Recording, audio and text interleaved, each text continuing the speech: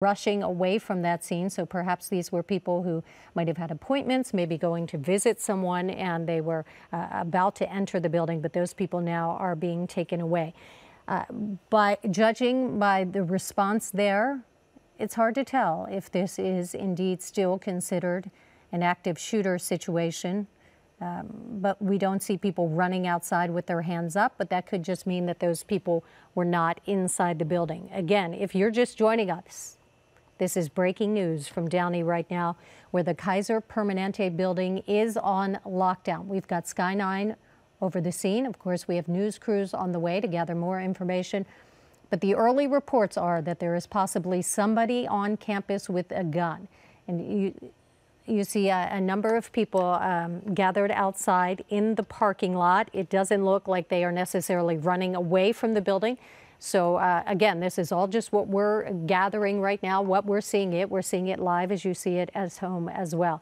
This all started, and now we're getting reports that it was a man with a knife, not a gun. And then came the report of a man with a gun.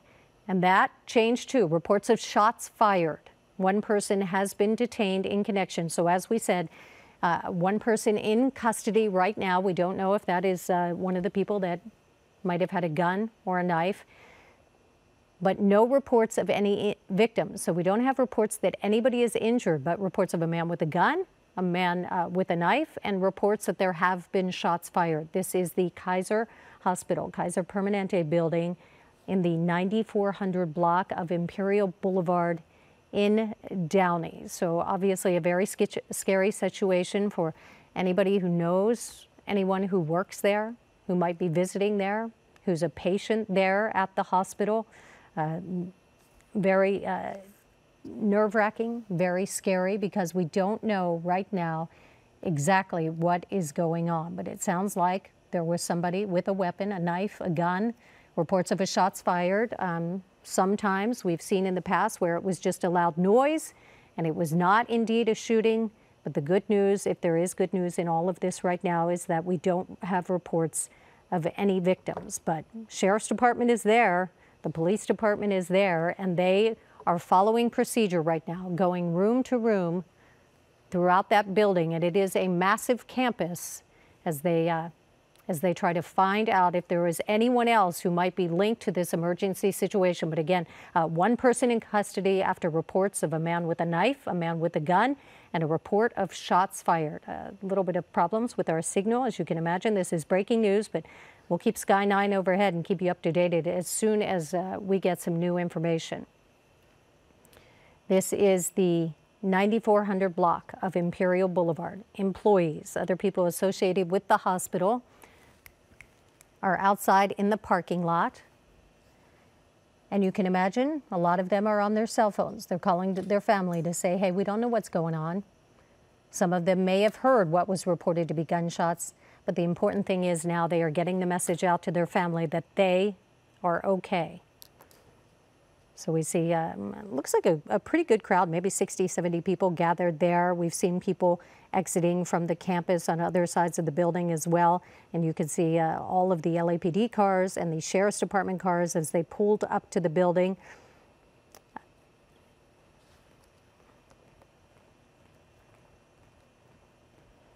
All right, I think we have somebody on the telephone right now. Let's go ahead and go to the telephone again. This is breaking news from Downey, where we have reports of somebody with a gun, somebody with a knife inside. Let's go to, is it Deputy Schrader from LA County Sheriff's Department? Are you with us, sir?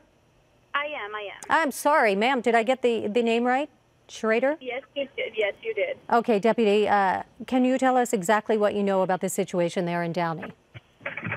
Actually, at this time, we are responding to see if we can assist Downey's PIO with any information that they have to give out to the public.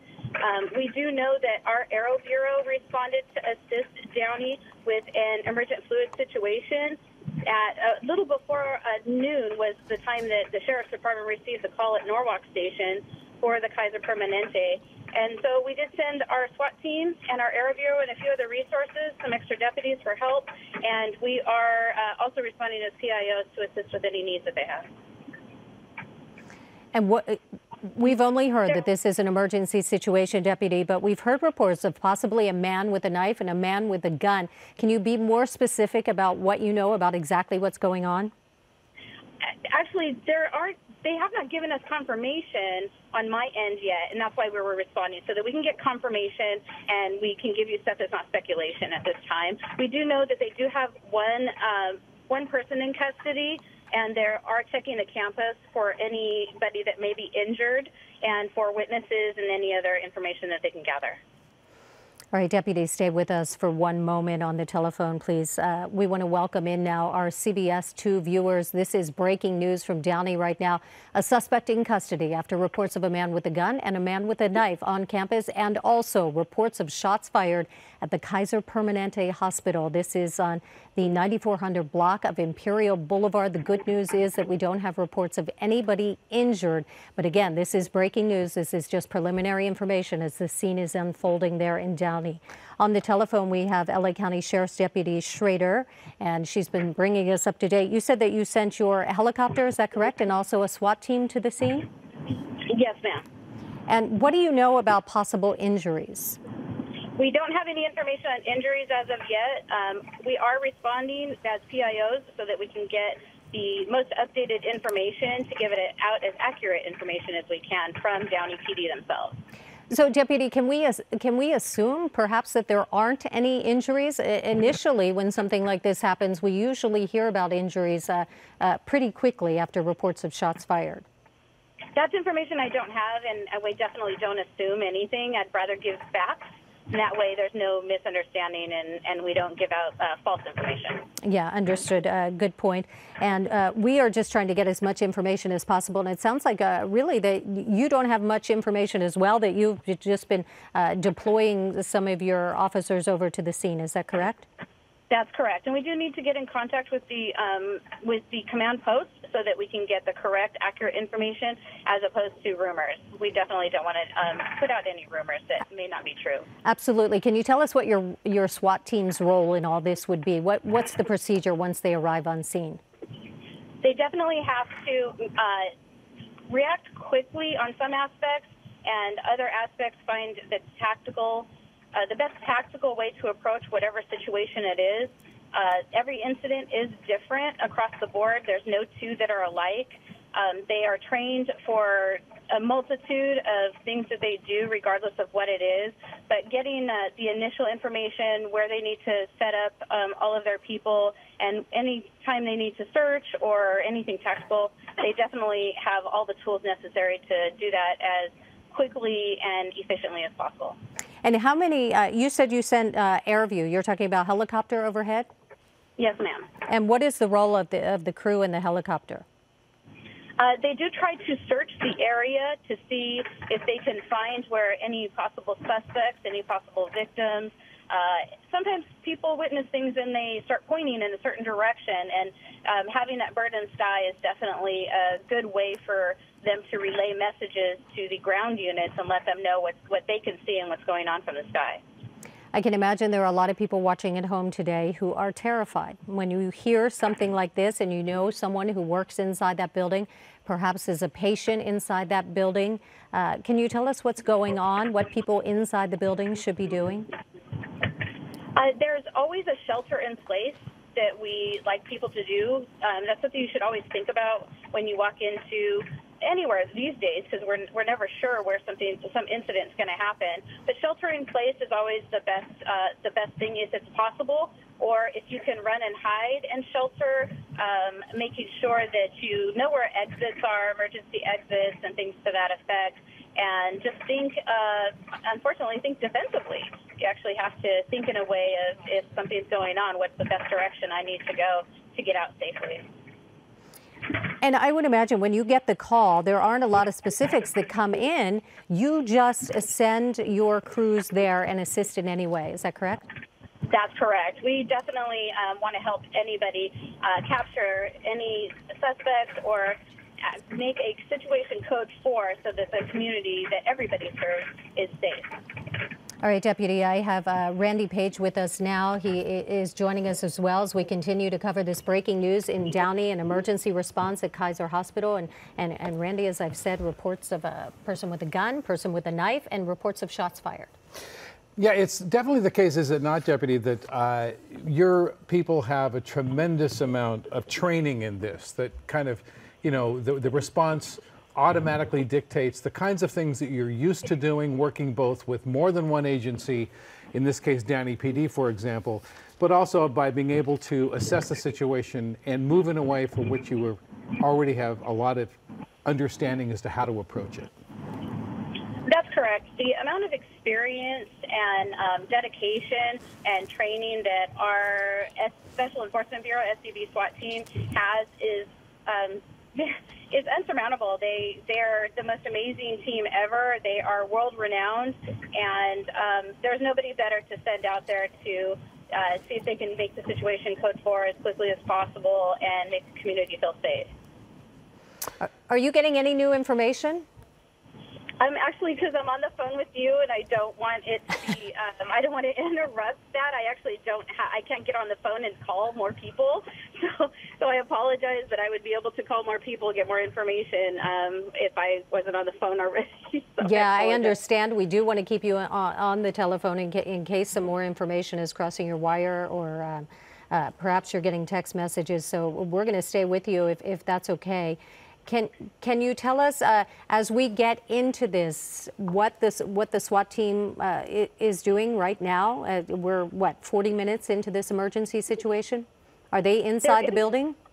There is one suspect in custody, right. And we do not actually normally state exactly what our SWAT team is doing and where they are, because that's a tactical situation that we do not want to inform any other possible suspects that may be out there. We don't want to tell them what we're doing, so, or tell anybody they're communicating with what we're doing. So our SWAT team is there assisting Downey PD with whatever Downey PD is requesting that we do. If they're asking for us to help search the building, then that is definitely what we're helping to do.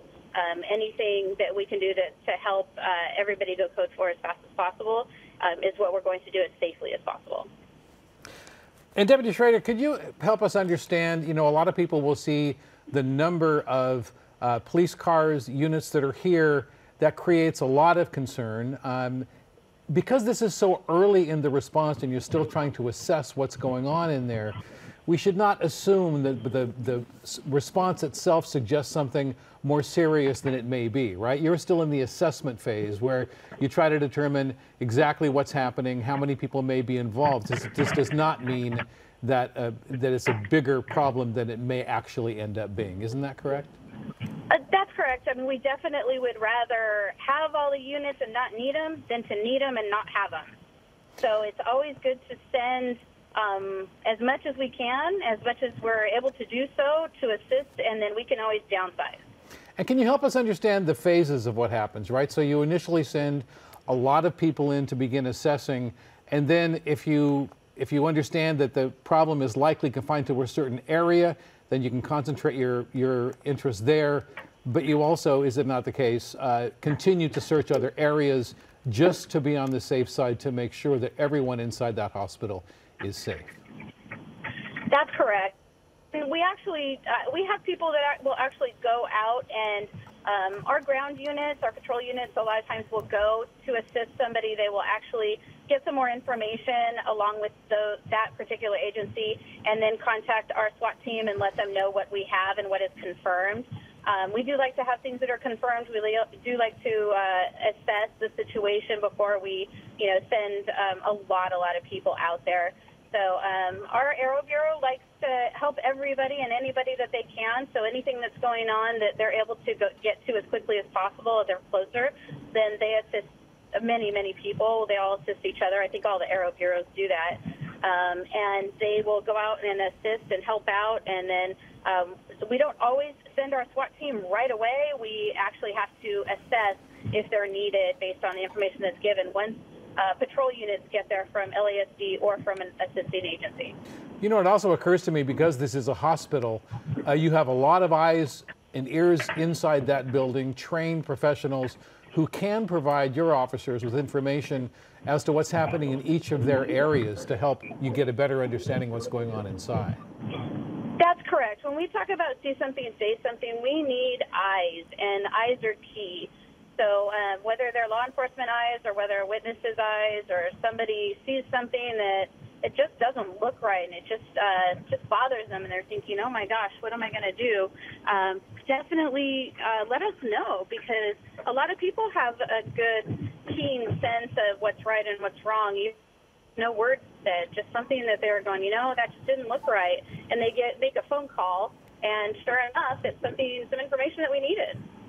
And Deputy, we just saw a member of the SWAT team going into the building, and we see more employees now coming out. Some of them, it looks like, have their hands up. Tell us why that procedure is so necessary. When you have people coming out of a building like this with probably hundreds, if not thousands of people inside, why they keep their hands up?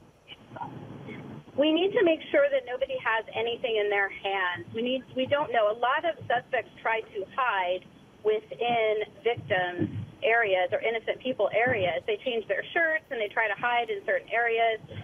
We don't want to just assume because we walk into a room and there's 20 people in that room that all of them are innocent people. We need to know that there's not an actual suspect within those innocent people that's hiding.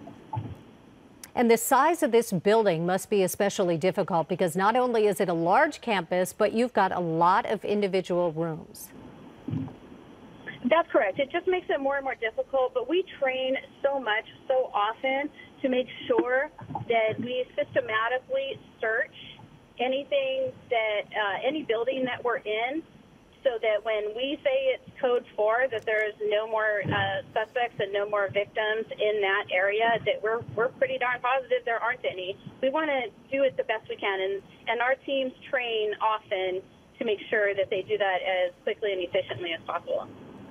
Deputy, when we are covering these events, as we have for many years, of course, as you know, we look to see the demeanor of the officers who were there as well as the people in the building. As we watch the video from our helicopter at this moment, we see officers who are not appearing to be in stages of extreme alert. They don't have any weapons drawn. We don't see any of the people in the building running out of the building. It's very orderly, very calm. What should that tell us? Generally, that means that everybody, they can state, yes, that they do have somebody in custody, that they do believe was the suspect in this incident. And if there are no reports of additional suspects and they're talking to people as they approach them, and pretty much nobody's saying that there's any more suspects, no, we only saw one man or whatever the case may be, then it does give people a little sense. Oh, you have somebody in custody? Was he wearing this shirt? Oh, okay, all right. They start to feel a little more at ease and a little more calm. If they've been going based on the description and they believe that they have that correct person in custody, then everybody can take a quick breath and then not be in such a state of panic. So we may be approaching that point. Is that right, Deputy Schrader, that within a short amount of time, it could very well be that exactly what happened here is known, and now the tedious task of just being absolutely sure, going room to room to make sure there's nothing that you're unaware of? That's correct. We definitely want to have the totality of the situation all handled, so that at the end of the day we can safely say we do not believe in any way, shape, or form that the suspect, there's any additional suspects, that all of the victims have been located and treated if there are any, and that we can actually safe and sound state that everything is code 4 and we're all good. All right, Deputy Tina Schrader, I certainly hope that's the direction we're going. We're going to keep you on the phone right now. We want to show our viewers on CBS 2 and Kcal 9 more of this breaking news from Downey, where the Kaiser Permanente hospital is on lockdown. Snapchat video on the right side of your screen, and you're going to see some of the chaos that happened just after these initial reports came in. Dude, look at all that. They got the hostage negotiator, the helicopter. It's going down.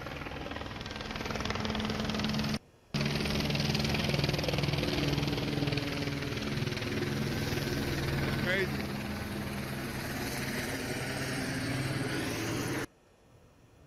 All right, so again, that is Snapchat video just posted on social media of the scene immediately after the first reports came in. And the first reports, Randy, were a man with a knife, then it became a man with a gun, and then it became a report of shots fired. We don't have any reports of any injuries, but we know that the SWAT team, Downey Police and the Sheriff's Department are on scene there at Kaiser Permanente in Downey. This is on Imperial Highway, where the building is being evacuated slowly. The SWAT team going room to room, trying to clear the scene. The important thing that it is that one person is in custody, and that could be the only person that is wanted. We have Deputy Tina Schrader on the telephone with us. And Tina, before we went to that video, we were talking a little bit about the role that people inside the building play.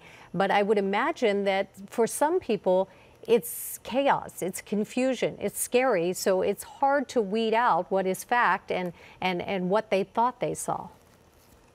That's correct, and that's why we try to get there as quickly as possible and assess things to the best of our ability as quickly as possible, and just let people know we're here.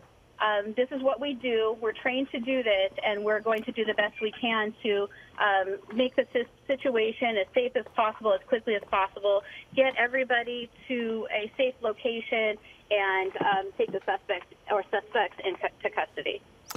Deputy Schrader, does this location, since it is a hospital, does it pose extra challenges for the people inside? I'm thinking those who may be medically compromised in different ways. Could the concern about this being a threat to them or a danger, could that impact that population of people more than others? You know, at the end of the day, when people are scared, everything impacts them. And we just want people to not be as afraid, because when people are scared, they tend to do things that we don't want them to do. We don't want them to get into a panic situation or have a panic attack. We want, that way, if they do have a panic attack, then they're not able to get out safely, or they're not able to put themselves in a safer situation. So we need people to understand that when we get here, all law enforcement, when they respond, that they are there to actually do the best they can as quickly as they can. Tell us any information that you have as we're actually exiting you out of the building, or having you shelter in place.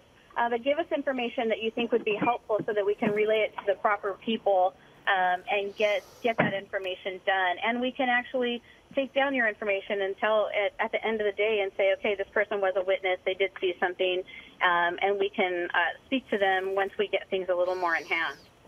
All right, Deputy, we're going to ask you to hang on for 1 second as we say goodbye to our viewers on CBS 2. We'll return you to regular programming.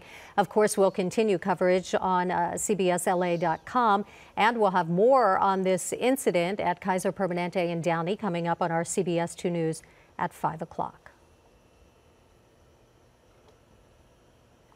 For our viewers here on Kcal 9, we continue our breaking news coverage of an incident at the Kaiser Permanente Hospital on Imperial Highway in Downey. A suspect in custody after reports of a man with a knife changed to reports of a man with a gun, and then a report of shots fired. There are no indications that we have any injuries or anybody shot or wounded this afternoon, but there is one person in custody, and the situation is still very active, although we wouldn't call it an active shooter situation, Randy. It occurs to me that one of the things when we're on the field, when we try to determine whether or not the severity, that is, of the incident, we look to see if there are paramedics there, transports who are prepared to take people who need help. So clearly, since this is a hospital, we would not likely see that, but we can see from the demeanor of the people who are here, both the apparent patients and people who are in the hospital, as well as the officers. You'll notice they seem to be at ease. They do not appear to be on alert, and all of that is really good news for us. It would suggest that they're in the process of trying to make certain that it's safe, but at this point it doesn't appear that the danger is imminent. Yeah, certainly a different situation than when we saw, for instance, in Florida or Sandy Hook. Not that tremendous response as far as people looking frantic, right? All right, so we're continuing to watch the situation. We're going to bring in the mayor of Downey. Sean Ashton is with us this afternoon. Can you hear us? Yes. All right. Mayor, can you tell us what you understand is going on over at Kaiser Permanente? So what I know right now is basically that there is the suspect that we were concerned about. He is in custody. And other than that, I don't have a lot of other information. The big message I want to make sure that I let the public know about is, if possible, please avoid the area around the Kaiser facility and Independence Park at this time, because that's where the staging is for Kaiser. So that way we can, so Kaiser and the Downey Police Department can do their jobs in making sure that everyone is safe. Yeah, understood. Mayor, I understand as the person in charge of this city that your first question would be, do we have any injuries? And I don't have that information for you right now. Again, my concern is to make sure that I stay out of the way of the first responders, to make sure that they can effectively do their job. And then once they're done, then we can come in and ask questions.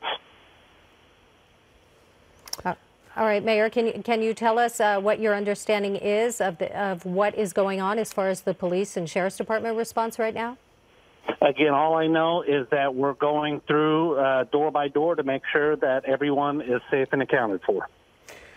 Mayor Ashton, we were speaking moments ago with a deputy, LA County Deputy Schrader, who was helping us to understand, as we look at the images from our news helicopter, and we see that we do not see, I should say, the officers appear to be on alert. People are walking very calmly. That it appears that they do not see an imminent threat right now. You've said that there's one suspect in custody. Do you have any sense as to whether there could potentially be another suspect, or do you believe that at this point it appears only one person was involved? The information that I have right now is that we have the main suspect in custody. And you're unaware of any other suspects at this point anyway, is that right? I personally am unaware of a possible second suspect. Right now, from the information I've been told, is that the area is generally considered safe, but to avoid it so that way we can make sure that if there were injuries that we can find and account for them and get them the treatment that they need. Mayor, I would imagine that when you get a phone call like this, it's pretty rattling. Yeah, considering that I'm at a day job right now, I'm not expecting dealing with this type of response, but it's part of the business, I guess. When you're an elected official, you need to just be ready for everything. And Mayor, when you say those three words, generally considered safe, those are the words we were hoping to hear. Good. That's what I've been told already. That's been the press that we've sent out to our Downey residents. But in case they didn't get the phone call yet, we are just making sure that they avoid the area around Kaiser Hospital and Independence Park. So it sounds like you have an automatic emergency response system in place there in the city? Yes, we do. And can you tell us how that works? So it's a reverse 911. So if there's something that, we need to get out to the public in a timely manner, we can just kind of send a phone blast to all the residents who are in the city to give them that information that they need to make sure that everybody is safe. Yeah, and the information this afternoon, of course, as you said, is to just avoid the area there on Imperial Highway around Kaiser Permanente. Is that correct? That's the big message you want to get out? Yes, around Imperial and Bellflower Boulevard. Just avoid that general area until we can get a handle on the entire situation. And was there an alert sent out that you're talking about in this specific case, or is that just generally how these things unfold? Well, I actually got the alert on my phone. That's how I first found out about it, was through the alert that I got from our reverse 911 system. It's basically saying that it was safe but to avoid the area. All right. Mayor Sean Ashton from the City of Downey, thank you so much for joining us this afternoon and getting us updated information. Randy, as you said, generally considered safe. That's the words we wanted to hear. Mayor, thank you. Thank you for your time. All right, that's the mayor of Downey talking about the situation going on right now at Kaiser Permanente Hospital, where you could see these live pictures coming in from Sky 9. Hundreds of people being evacuated from the hospital right now, being ushered out in an orderly fashion. We don't see anybody running from the building. We know that the SWAT team has entered this campus and they are going room to room as they clear the building. They do have one person in custody. We do believe that is the suspect. First reports were a person with a knife, person with a gun, and then a report of shots fired. Again, the suspect in custody. No confirmation that that is the person that had a weapon, but we believe that's the case. As the mayor said, considered safe. That sounds like pretty encouraging news. And it does appear that, as LA County Deputy Schrader was telling us just a short time ago, that we appear to be going into a new phase in this operation. That is, that officers will be going carefully through the rooms to make sure that there's nothing that they're unaware of, but it appears that they do have one suspect in custody. They don't expect, it appears, to have any more surprises. But this is kind of the point that can take a lot of time and create a lot of alarm in the community when you see a lot of black and white police cars and when you see a lot of activity.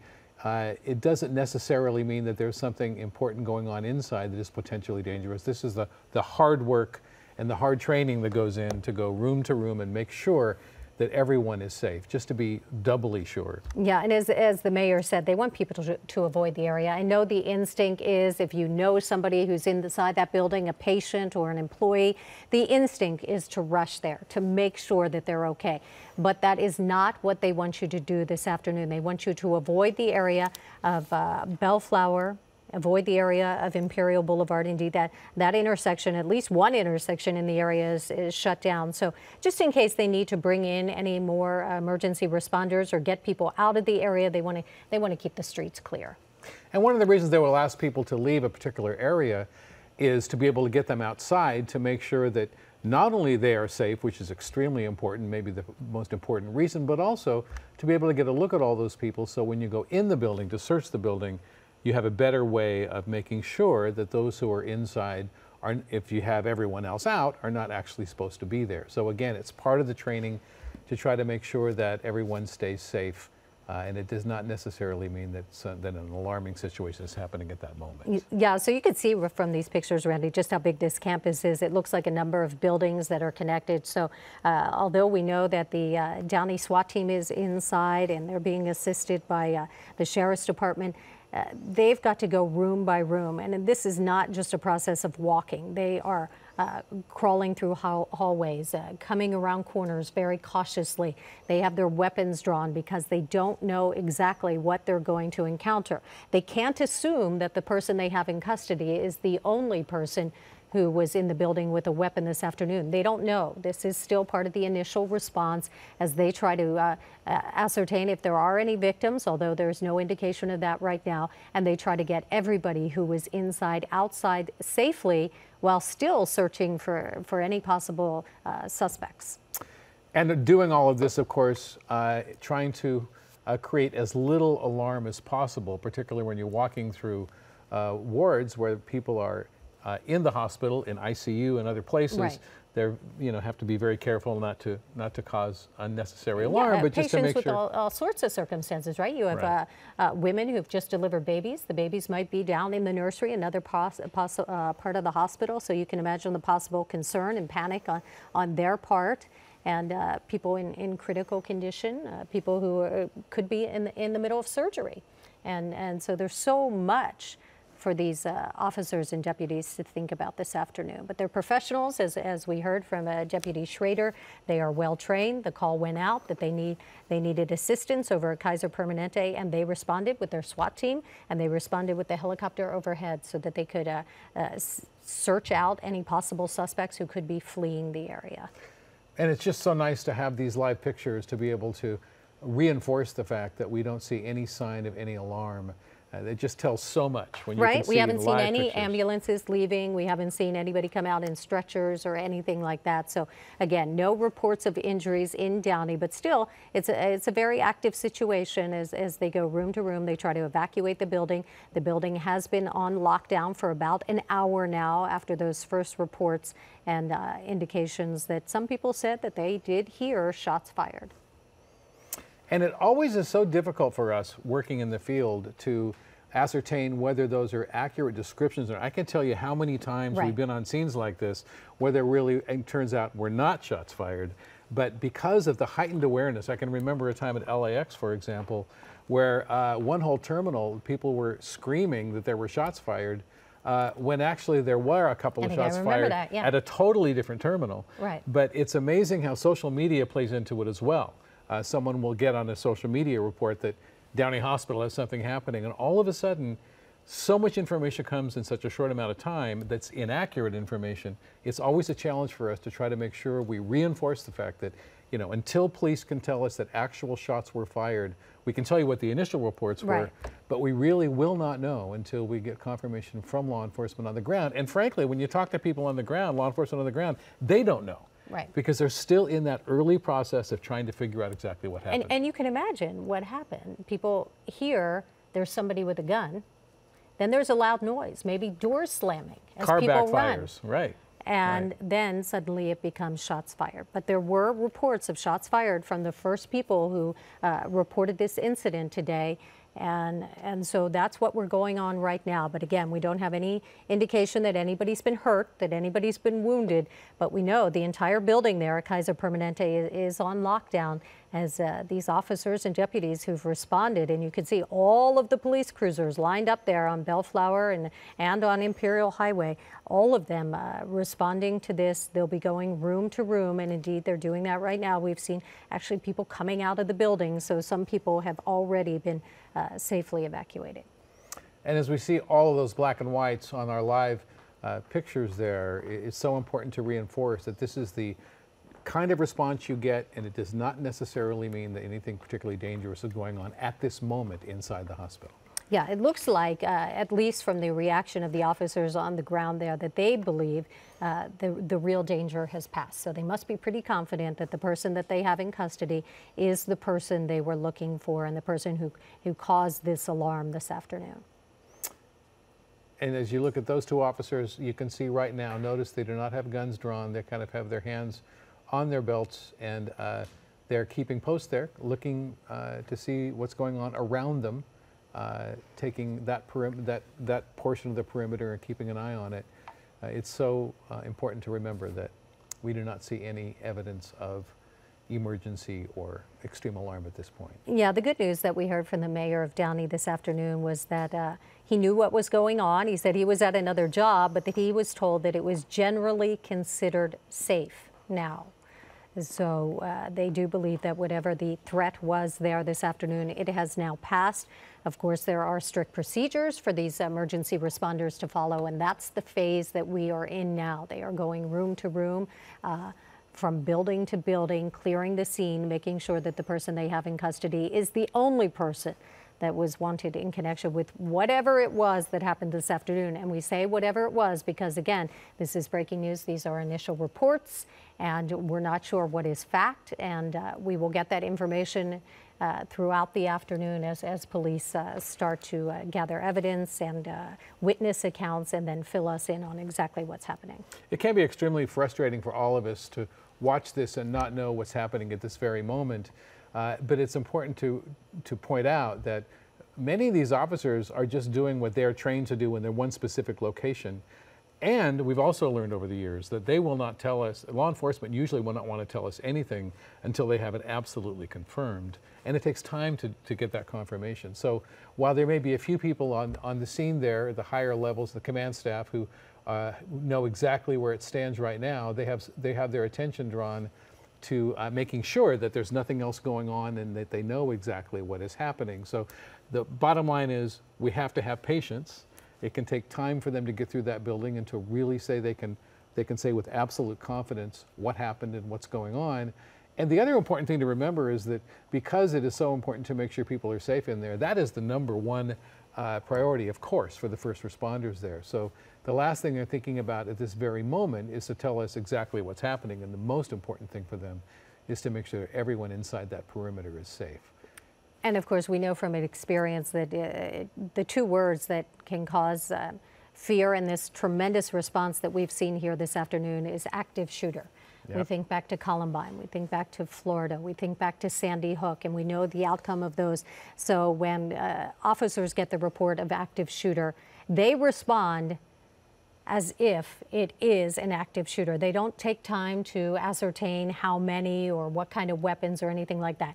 They go, and then start to gather information once they're there. And their most important role, of course, is saving lives. And another very important element in this particular response is that we do know a suspect is in custody. That means there's someone they can talk to. That means they are able to, hopefully more quickly, determine exactly what happened and whether or not there could be other people there. Right. If that person is cooperating with them, they can begin to question that person and figure out if he or she acted alone. I think the initial reports was that it was a man with a gun. So we don't know yet exactly what is happening, but we know that there were reports of a man with a gun, a man with a knife, and then a report of shots fired at Kaiser Permanente. This is in Downey, where they have been on lockdown for more than an hour now, and the employees there and some of the people who were inside have been evacuated, and we've seen emergency responders going into the building. The SWAT team, looks like the K9 units are there as well. But Randy, as you said, we could tell a lot by the way the officers are acting, and they just don't look like they're in a defensive mode. They don't look like they're acting like there is any real threat. I just saw one officer there with a helmet on, calmly walking away from the hospital, not toward it. That is the sign that they don't need all hands on deck at this moment, and that is nothing imminent. But boy, to be in the middle of that, to be in the hospital, to be told you need to leave, can be extremely unsettling.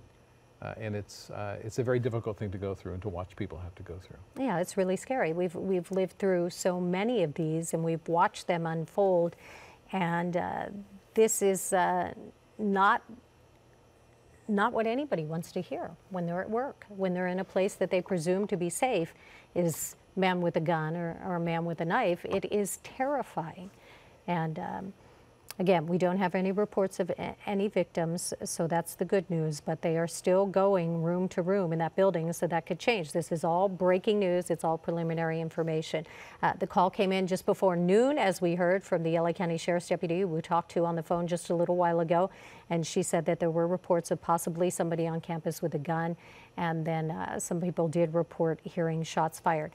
The message that city officials want to get out this afternoon is that everybody should avoid this area. So Imperial Boulevard, Bellflower Boulevard in the city of Downey is the scene of all of this that is unfolding this afternoon, and they just want people to stay away. They're going to be talking to those employees who might have witnessed something.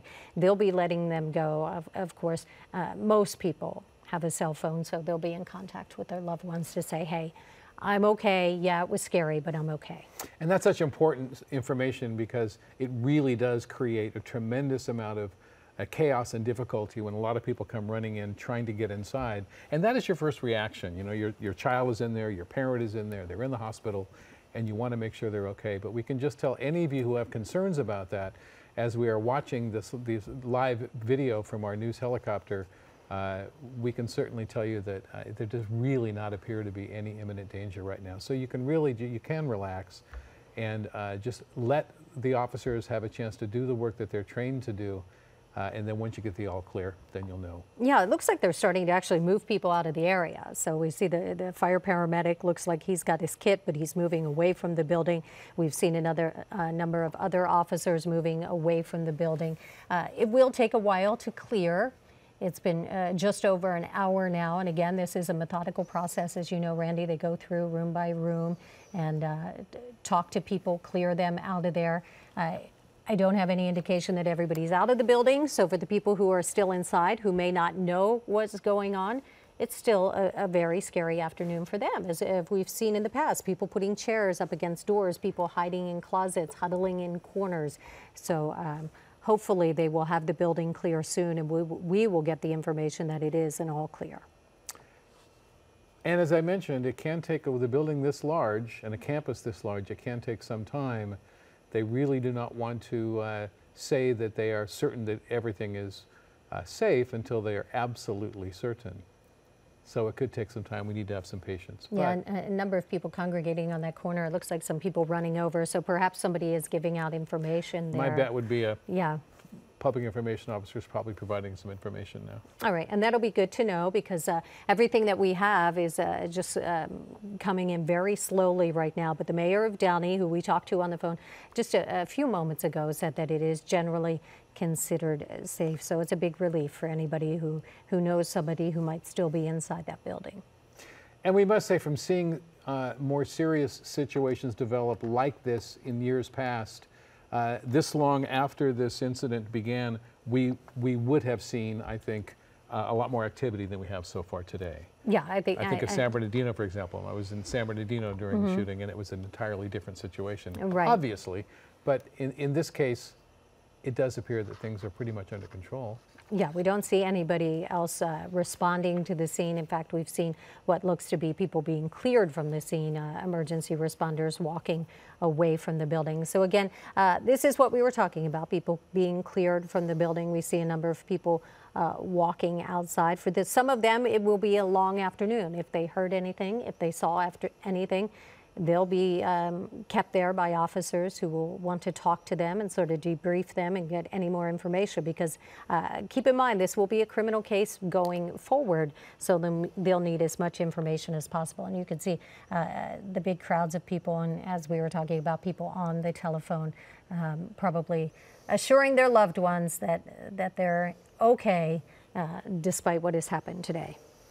And of course, the fact that this is a very large hospital complex makes it even more challenging, because some of the people who are inside are patients. They can't leave. They are having medical needs that need to be attended to. So it does complicate it a little bit, but it does appear to be in good shape right now. Yeah. If you're just joining us, this is breaking news on Kcal 9. Sandra Mitchell along with Randy Paige this afternoon.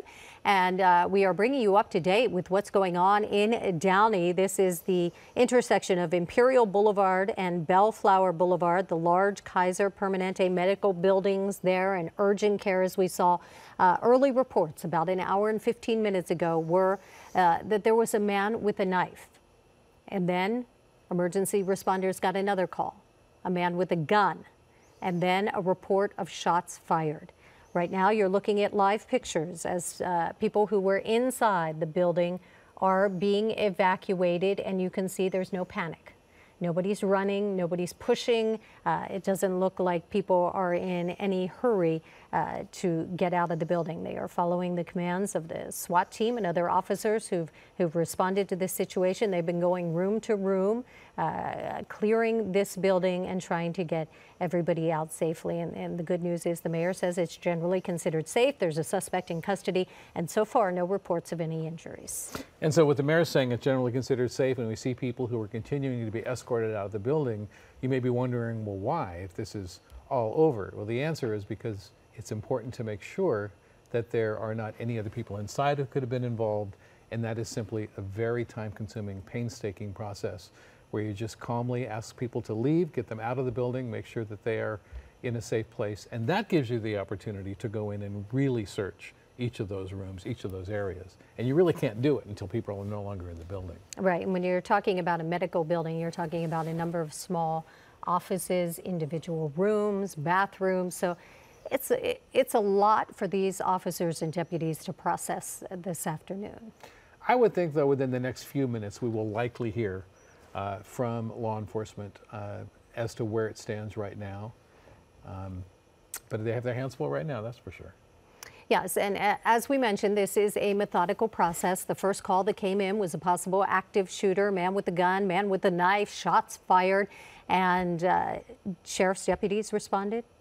Downey police responded, and they got to the scene quickly. They went immediately inside the building, and we are told that they have a person in custody. Hopefully they are talking to the person and gathering more information that would give them any indication of exactly what happened this afternoon. But we see some of those sheriff's deputies outside, and again, there's no sense of urgency that we can read in their body language. And as we watch people walk through the parking lot, sadly, this is sort of the story of the times we live in, people being evacuated from their workplace. And just a story to tell. But the good news is that we really don't have any reports of any injuries. You know, when I hear you say active shooter, you know, those are the words that we are so afraid of hearing and we fear we'll hear. But it's also important to note that those are the two words that have put together tremendous amount of training with every law enforcement agency in Southern California.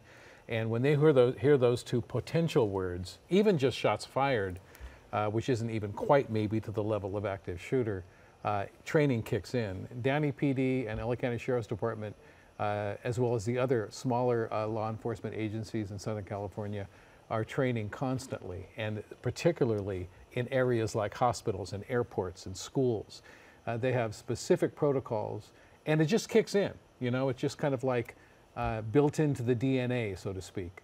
And so they are able to, you know, very carefully orchestrate the response that minimizes any risk of injury or harm, and they're able to get through and get as quickly into it as possible and find out what's going on. Yeah, often when you work for a large corporation like this, the employees have gone through training as well, so they know exactly how to respond, and we all have those very vivid images in our mind that people post on social media saying, hey, I'm locked in a room, there's supposedly an active shooter, and they'll huddle in a closet with someone, they'll put chairs up against the door, and sometimes we've seen in schools people push desks up against the door, and it's really a sad commentary on the times that we live in, but people doing what they can to survive when they hear those words, active shooter.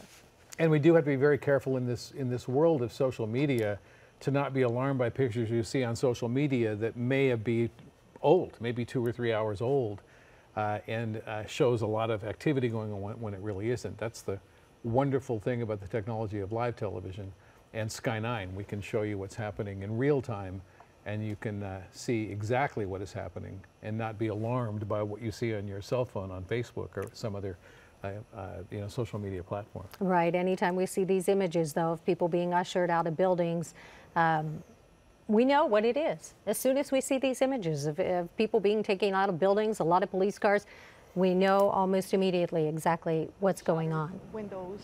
When did that happen? It was around 11:30. It sounded like a gunshot. Did you hear an announcement of Code Silver, or We heard it Right after, we heard it after. briefly, right soon after. because of that, or because of the shots, you decided to barricade? Because No, we didn't actually, know what was going no, on. I think our Everybody just manager was started like, you guys running. need to go to the back. We need to go into a room that's got to, you know, to lock ourselves in, So just to be safe. Floor, what goes on the second floor? It's the psychiatry department. department. So ladies, again, I'm sorry, you were just let out of the building. Please explain what you heard and what you did. We just Oh my heard God. like loud noises, like windows shattering. Shattered, yeah, that's And- basically what happened. And we just literally jumped and we screamed and we just basically ran out of the, well, I was in a break room, so I ran out to the back.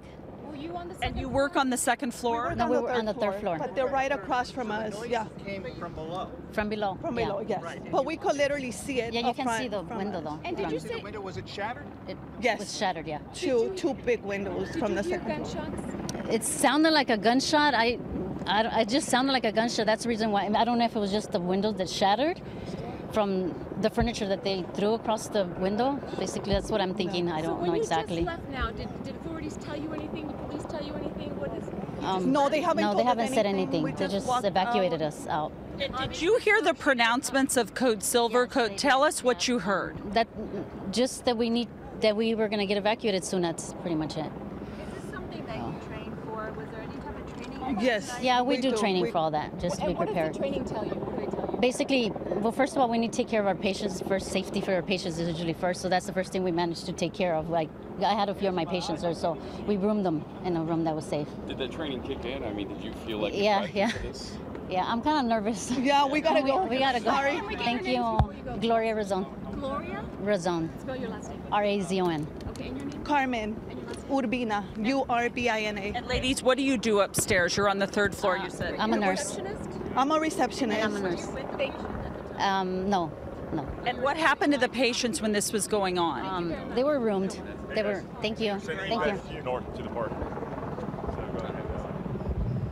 All right, we've been listening in to interviews with people who were inside the Kaiser Permanente building when the emergency situation happened. Our Michelle Gilly is there, and she's been talking to those folks. Michelle, can you hear us? Michelle Gili? All right, it doesn't sound like Michelle can hear us right now. As you can imagine, she's just arrived there and is gathering information. But those two women that she was talking to say they were inside, talking about some glass windows that were broken, but they weren't sure if it maybe was from furniture being thrown. So they're trying to figure out what they were talking about. Precisely. It's such a perfect illustration that shows how it can be difficult to know whether it's a gunshot, whether it is a chair being thrown against a window, and that's how these reports can be generated. There's Michelle. Michelle, can you hear us? Michelle Gili? All right, still having some problems with Michelle's earpiece, but she's standing by. Just arrived there on the scene at Kaiser Permanente in Downey, where there are reports of possibly a man with a gun, a man with a knife, and then reports of shots fired. We're trying to figure it all out because really we don't have any statement from the police department or the sheriff's department who are on scene still dealing with this. The mayor that we talked to just a few moments ago said it's generally considered safe, and he says that because there is a person in custody. A person has been detained, and so that's the chaos has died down, but still a lot of confusion of exactly what happened. Let's try back with Michelle Gili. Michelle? I guess we're having trouble.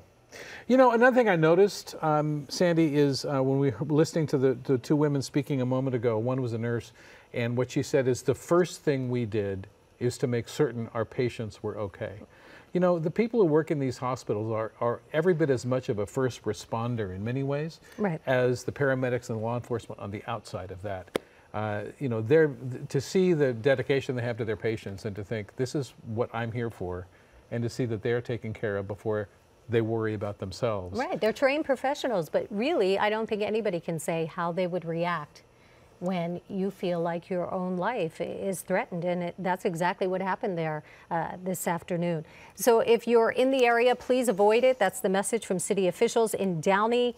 Stay away from Bellflower Boulevard. Stay away from Imperial Boulevard. There's a lot of police and deputies still on the scene there as they work to clear this medical complex, and they just don't want any interference.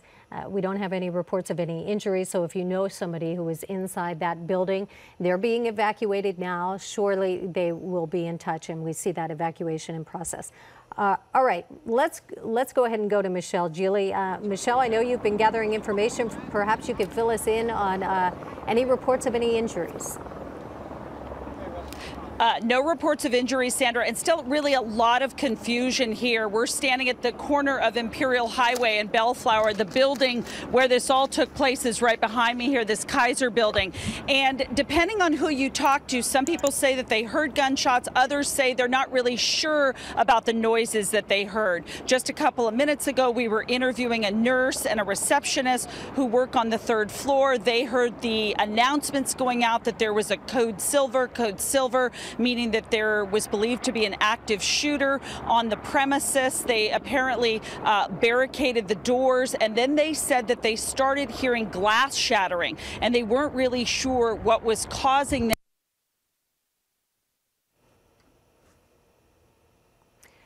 All right. A little problem with Michelle's audio there. We'll get back to her in just a moment. She was talking on the police scanner, and I told my brother, what's going on? You know, we don't hear this much action. And he got in the car and took off, and he was like, there's an active shooter. And I was like, holy crap, like, we don't get this much action in Downey unless it's like something else. So we came out here and we saw all this blocked off, and I was like, wow, this is actually happening. So I've been out here for about an hour and a half trying to figure out what's going on and seeing who's missing people and seeing how loved ones are reconnecting after this. And again, you said that you heard this on the scanner initially? Yes, it was on the police scanner. We heard that there was something going on, some confusion at the Kaiser, and we were trying to figure out what the confusion was. And then I was on Twitter, and they were blowing up saying that, you know, cops are over here. So I was like, okay. So I was like, okay, what's the initial, you know, report? And that's when they said it was an active shooter. Okay, and when you got out here, what were the first things that you saw? You saw the streets blocked off? I saw the streets blocked off, I saw the sheriffs, I saw everything, and then I just saw the squads come, I just saw everything being blocked off. It was just like, wow, no one can go anywhere around here. And for you, do you happen to know anyone who works here? Are you concerned about any friends or loved ones who may be inside? I don't have any friends or loved ones, but I'm just seeing like what's going on and then seeing who else has a loved one out here. So I'm just pretty much out here to see what's going on and if they caught the guy or not. Okay, yes, there is apparently one person in custody, and thank you so much. That's the other thing that we haven't been able to clarify yet.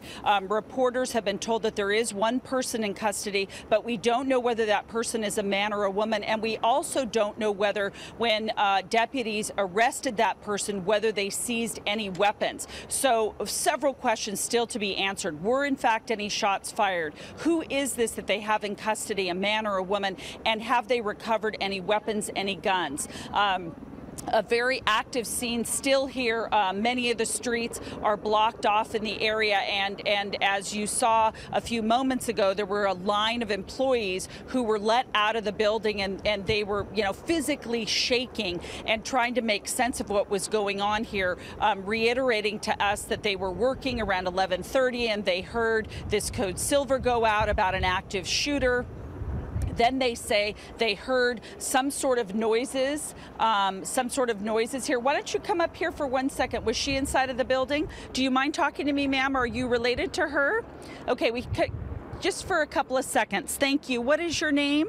My name is Liz. Liz. So were you inside? Yes, I was. Okay, Liz, are you a patient?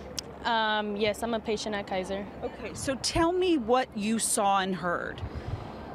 Well, basically, I just came into the laboratory section just to get, regular check about the laboratory. I heard like a lot of loud bangs coming from the second level, which is in the A department. So apparently there was a lot of windows being broken. I thought at first maybe it could have been construction or something. I couldn't see what was going on.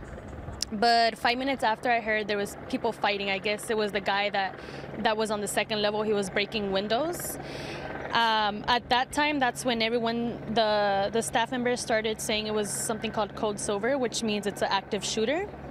That's when they started locking all the doors in, and we had to immediately be headed towards the back of the room.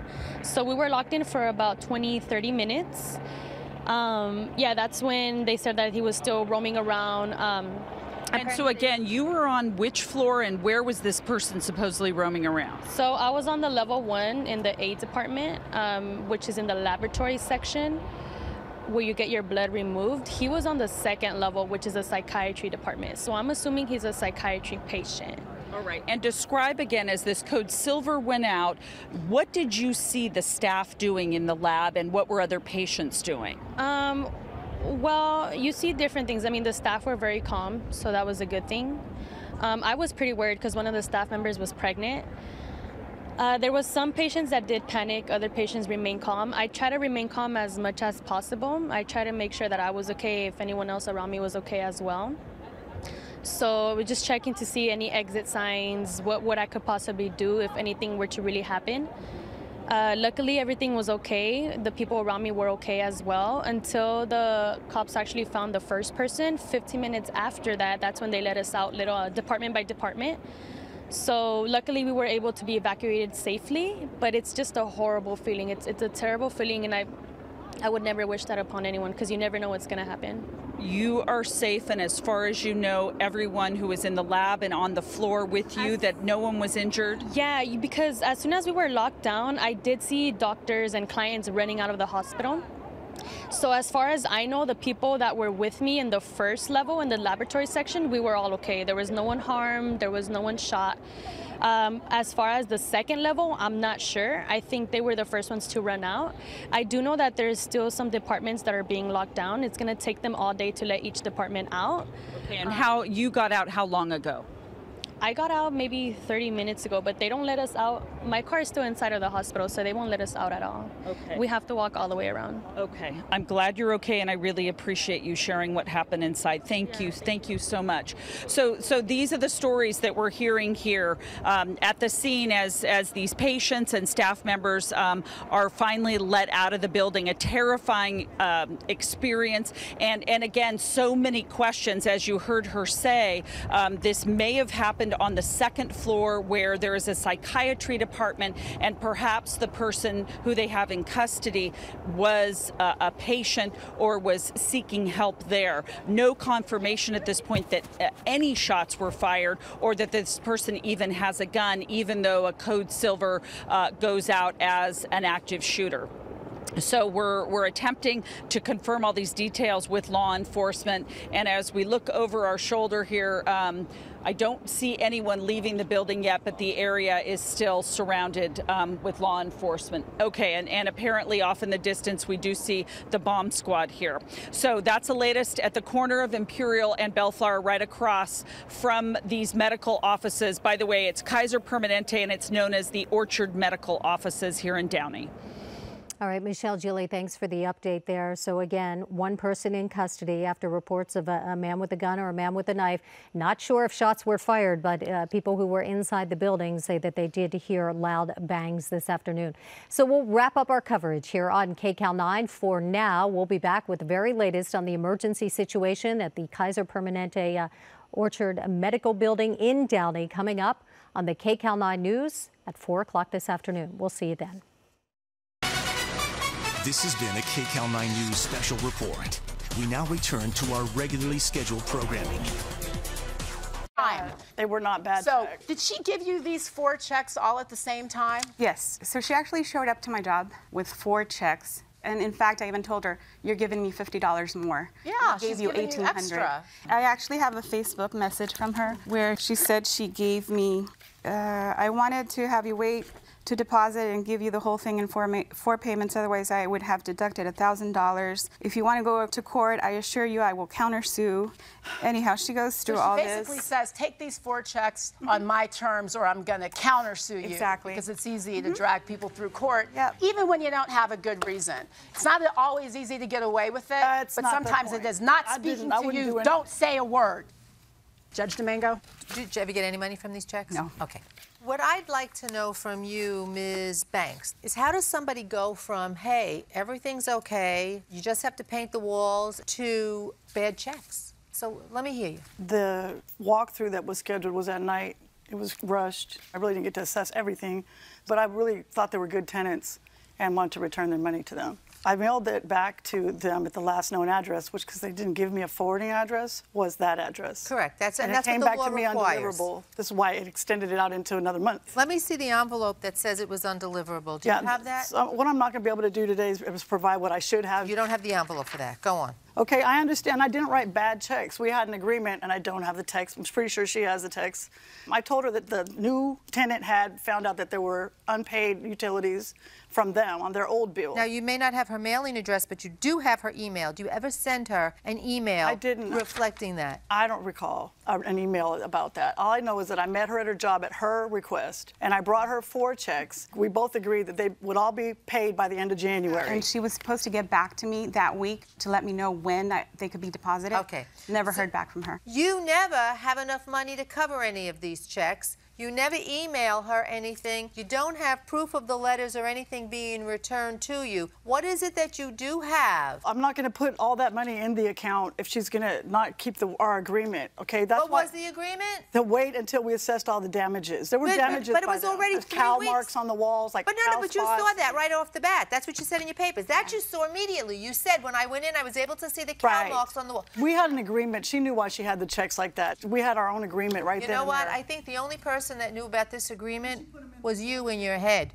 I have a couple of questions I want to ask you. How long have you been a landlord? Long time. It's the first time I've ever been through anything like that. How many years have you been? Probably 20. You're aware that you have a responsibility within 21 days of a walkthrough to send an itemized list of damages to your tenant. Yes, I did that. I have the letter right here. You have a copy of a letter? Yes. That you, 3 letters that were sent to When them. did you send that letter? They're all dated. When? December 15th. Did you get a letter from the... I did not. It went to their last known address. Yeah, and I had a forwarding address. Here's a proof from the United States Postal Service. It was effective November 26th. And you never received the letter? Nope. Here. And in that letter, did you say how much you were deducting from the security deposit? It draws it all out in the letter. I asked you a question. It says it. Well, I don't know. I just How about that? See my copy. I'm giving you an opportunity to explain yourself. You need to look at the first one on the bottom. That's not the letter you're looking at. It doesn't say what you're deducting. It addresses the disposition of the move out. Yes, it does. But this is not the letter that I'm talking about. So now these checks were undated. You give tenants undated checks? I gave them an opportunity to hold the checks so we could figure out what the total is going to be. Yes, I did. And I let them undated. I know that these checks... Them, like, we agreed to the end of January. Please, Ms. Banks. These checks have no identification on them. They're just checks you could take from the bank. That's correct. And I explained that to them. I had fraud from Wells Fargo, fraud from Chase. I understand that, account. I went and got checks just for them. I went and got There came a point in time when you gave them a date, you said they could put a certain date on the check. They did that, and the checks bounced. We had text messages to agree to a date. Right. I have no further questions. Thank you very much. We're going to retire to deliberate.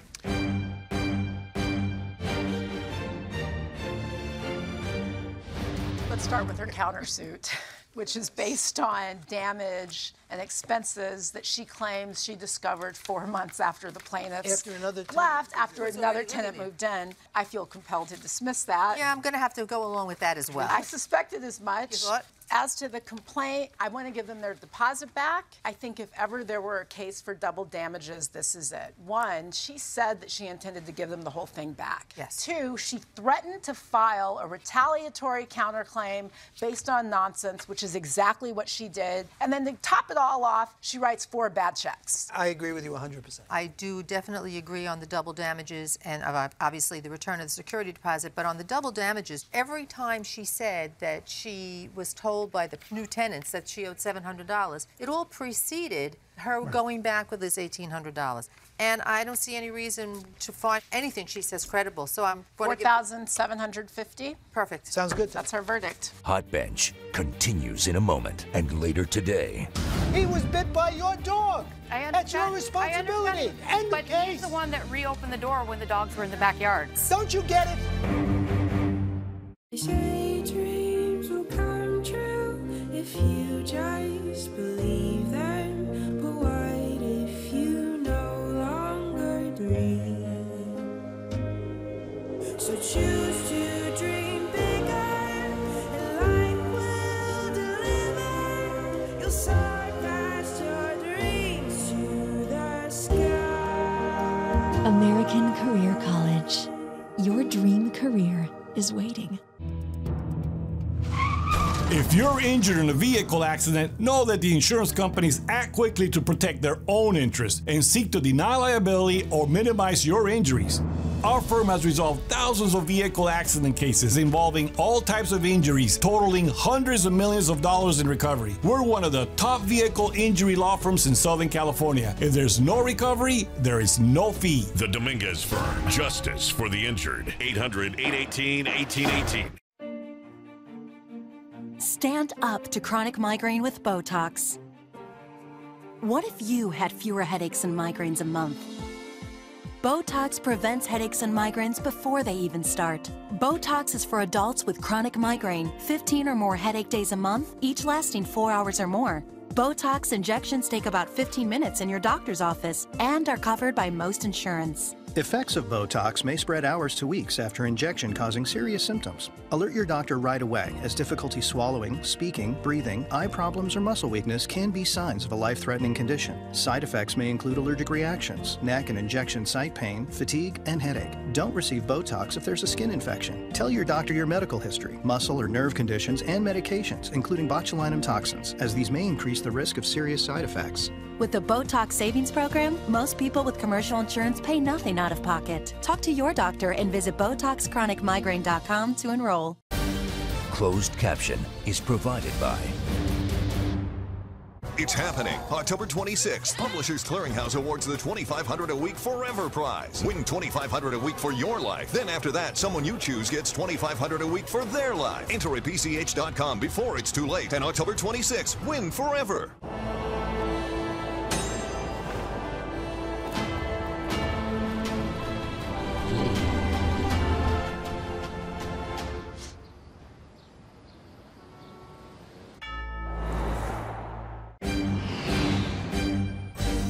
judges, 3 opinions, 1 verdict.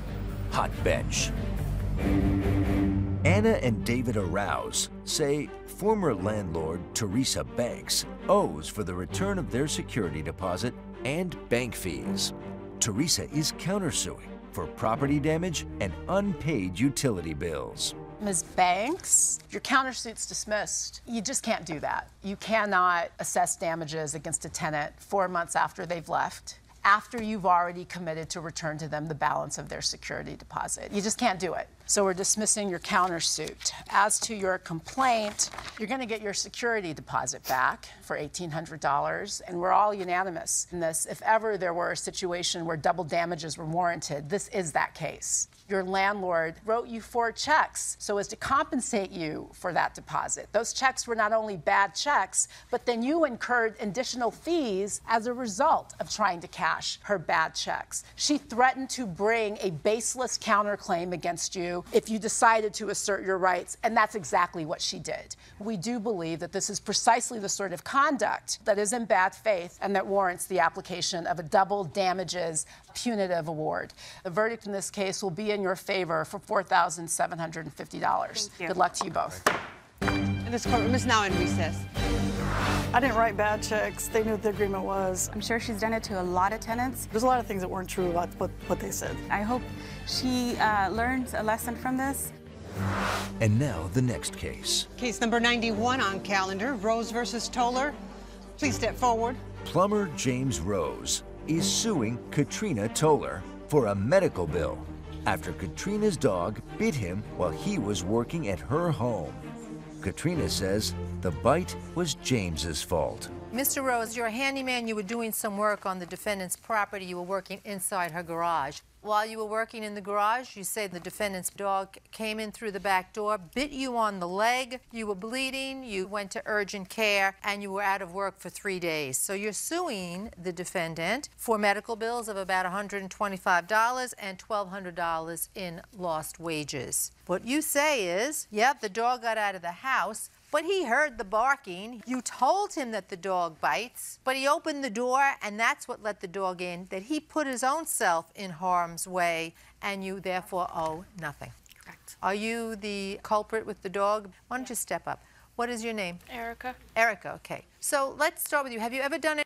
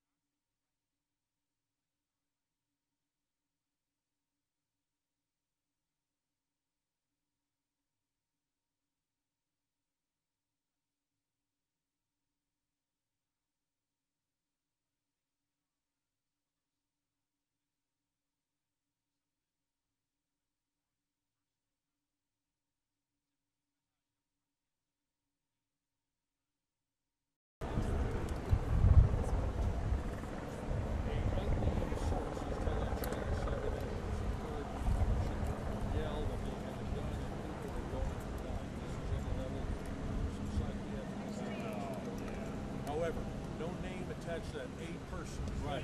Well, that's worth about as much as, a paper contraceptive. I can use more graphic terms, dear lady, but don't get me started. Don't get me started. Now, take the wireless off of it. Uh-huh. Plug that in.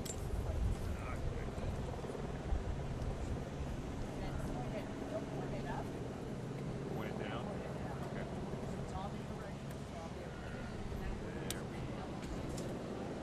There we go. Little better, should I put it on me? Your handy dandy pouch.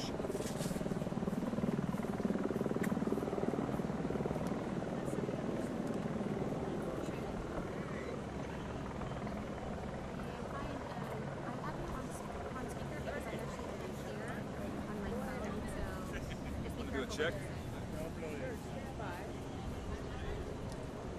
And I got white on too, look at that. Just for this special occasion. All right. Probably be talking right about here. 1, 1, 1, 2, 3, 4, 5, 6, 7, 8, 9, 10. Microphone check, check, check. 1, 2, 3, 4, 5, 6, 7, 8, 9, 10. How's that sound there, Sherry? Good? Bad? Jig-Tom talking away, talking my life away. I remember we got a situation unfolding here at the Permanente Medical Center in Downey. Somebody made a threat, and now all hell is breaking loose. Yeah, good? Good. All right.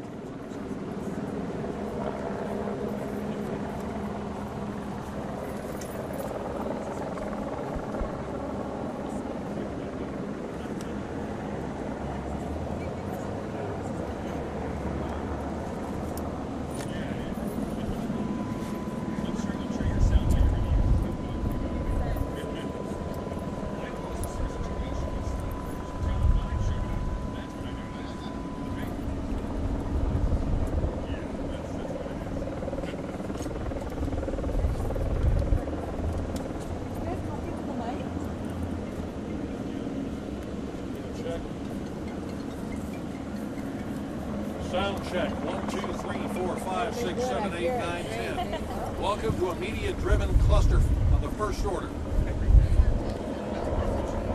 What happens when you have a multi-agency response, but no one wants to tell people what's going on, so there's Panic City, and the Twitterati go absolutely turbo batshit. Other than that, we're fine. Yes.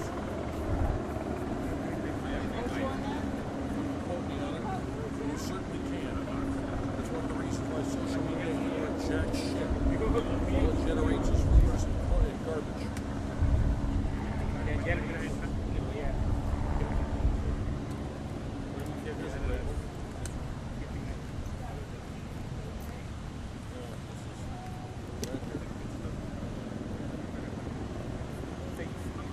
Believe in something, even if it means taking other people's money, Bernie Sanders.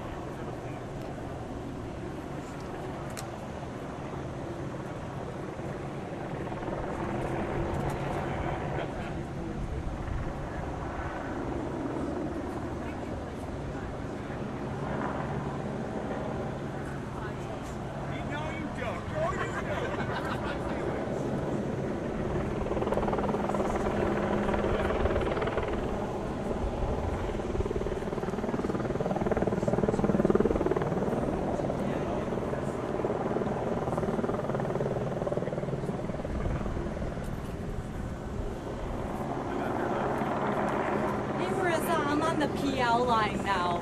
I gave Kim the IFB. Oh, that's our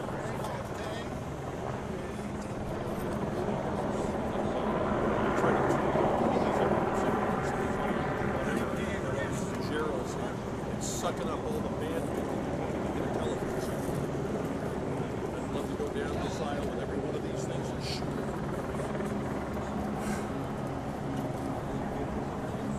Oh, you're here. This is me. I can just